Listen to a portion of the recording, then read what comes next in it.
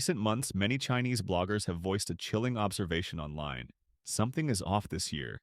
They're pointing to the disturbing trend of young adults in China dying suddenly and inexplicably. These deaths often occur with little warning. Many simply collapse, are rushed to the hospital, and pass away within days or even hours. All signs point to overwhelming stress, chronic overwork, sleep deprivation, and relentless career pressure as the leading causes. One widely followed influencer, Yunnan-based live streamer, A Kuai, died at just 32 years old after suddenly suffering a brain hemorrhage during a live session. He left behind a wife and 4 young children. With e-commerce live streaming now a full-time job or side hustle for many, these influencers often work night shifts or stay up all night. This inverted schedule is incredibly damaging to physical health. In Hangzhou, a 22-year-old woman working in live stream operations collapsed after working until 4 to 5 a.m. for several consecutive days. When coworkers rushed her to the hospital, her heart had already stopped. Her parents said she took out student loans for university and wanted to repay them on her own, which drove her to push her body to the limit. Her father wrote on social media, "Please let all young people learn to take care of their health." After finishing what would be his final ride, Chen Zhiyun, a ride-hailing driver who had spent years struggling to survive in Beijing, pulled over in a quiet alley in Xicheng district. That alley became the final stop of his life.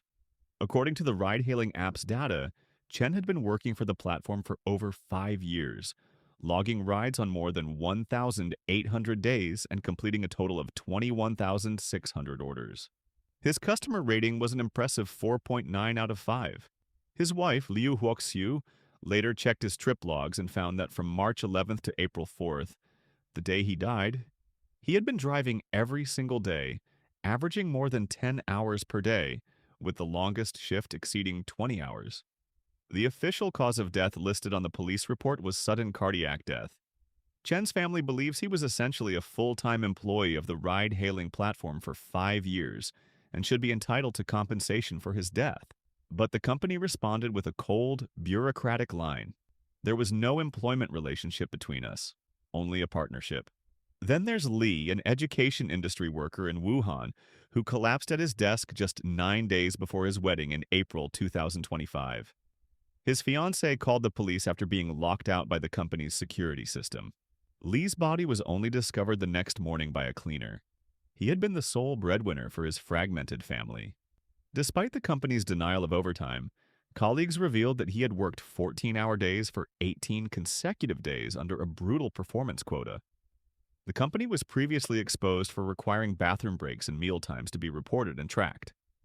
Though they promised reforms, insiders say the workload only increased. After Li's death, the company locked down the office, cleared evidence, and even blocked the family from viewing security footage. His contract reportedly included a clause waiving his right to overtime pay, a modern-day indenture contract. In 2024, China's Supreme People's Court reported that 90% of death from overwork lawsuits fail because families cannot prove a direct link between the job and the death. Li's tragedy won't be the last. Insane work norms in modern China. In today's mainland China, extreme work schedules have become normalized.